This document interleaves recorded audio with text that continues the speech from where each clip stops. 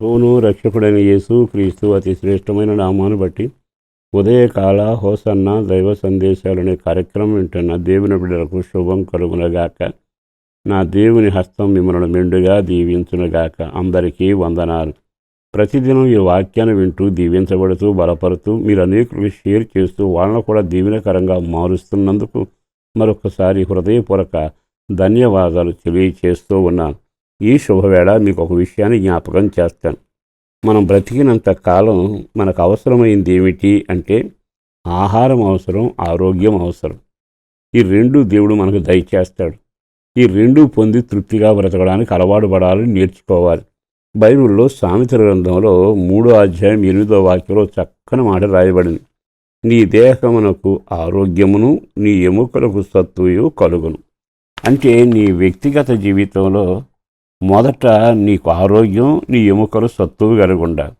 ఈ రెండు ఎంత అవసరం అంటే ఏదైనా సాధించడానికి ఇదే అవసరం.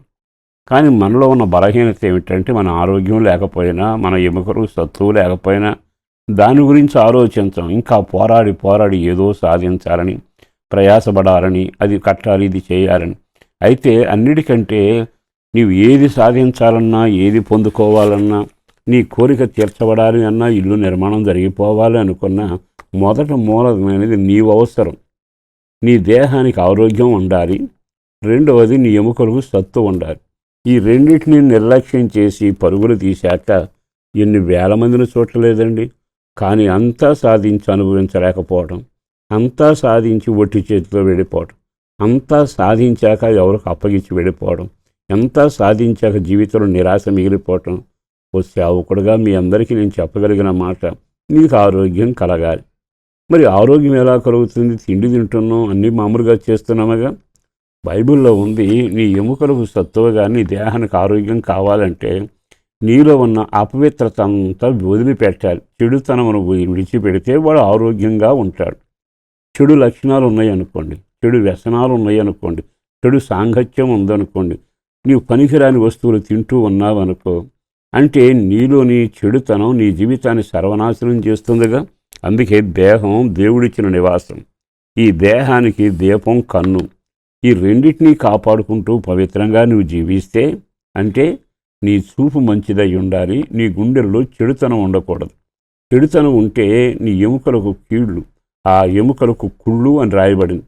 మరి ఈ మాటలు విన్నాకైనా మన వ్యక్తిగతంగా ఈ సామెతల గ్రంథంలో నీవు దేవునిపై ఆధారపడు, ఆయన వాక్యానికి లోబడు, ఆయన చిత్తము చెయ్యి అని ఎన్ని మాటలు రాయబడ్డాయి. అనేక సార్లు మీరు ఇది చదివిన వ్యక్తులే కదా. మీరు గుండె మీద చేయి పెట్టుకొని నువ్వేదో ప్రణాళిక వేస్తావు, సాధిస్తావు, కొండ మీద పట్టణం కడతావు, కానీ పదవి ఎన్ని చేయాలని తపన పడుతుంటే నీలో నీ దేహానికి సత్తు ఉందా? పవిత్రత ఉన్న చోటనే దేవుని కృప ఉంటుంది. నీకు ఆరోగ్యం ఉన్న చోటనే ఫలితం ఉంటుంది. కనుక చెడుతనానికి దూరంగా నివసించి ఎముకలకు సత్తువ కలిగేట్టుగా ఆయన ఉపదేశాన్ని ఆలకించి మనం ఆ విధంగా దీవించబడితే అది దీవెనకరంగా ఉంటుంది.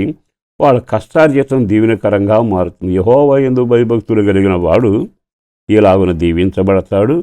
తన చేతుల కష్టార్జితం అతడు అనుభవిస్తాడు. తన చేతుల కష్టార్జితం అంటే అర్థం ఏమిటి? తన దేహంతో ఆరోగ్యంగా ఎముకల సత్తువ కలిగి ప్రయాసపడితే ఫలం ఉంటుంది. కానీ దీన్ని నిర్లక్ష్యం చేసి, అంటే పవిత్రమైన జీవితాన్ని నిర్లక్ష్యం చేసి, చెడుతనాన్ని మానుకోకుండా, చెడు కార్యాల్లో పాలు పంచుకోవడం ఆపుకోకుండా మనం ప్రయాసపడి ఏమి సాధించగలం? అందుకే అంటాడు కదా, నువ్వు ఎప్పుడైతే సంతోషంగా దేవుని యందు ఉంటావో కుటుంబ సభ్యులతో ఐక్యతగా ఉండాలి. ఒక చిన్న మాట చెబుతాను. మన కుటుంబం దేవుడు ఆశీర్వదించిన గృహం. నవ్వైనా, ఆనందమైన, సంతోషమైన అక్కడే ఉంటుంది. ఎప్పుడైతే నీ కుటుంబ సభ్యులతో సంతోషంగా కూడి మాట్లాడుతూ ప్రేమను పంచుతావో అందరూ ఆరోగ్యంగా ఉంటారు. ఒకళ్ళని చూసినప్పుడు కోపంగాను, వీళ్ళని చూసినప్పుడు విసురుకుంటాం, వాళ్ళని చూసినప్పుడు కసురుకోవడం చేసేవి అనుకో, నీవు ఆరోగ్యం ఉన్నావు అనుకుంటావు, కానీ నీ జీవితంలో అనుకున్నంత తృప్తి కలగదు. ఓ సేవకుడిగా బ్రతిమలాడుతున్నాను, కుటుంబంలో సంతోషాన్ని పండించు, కుటుంబంలో అన్ని విషయాలు నువ్వు సాధించు. బయట కూడా అన్నీ సాధించగలిగిన వాడు.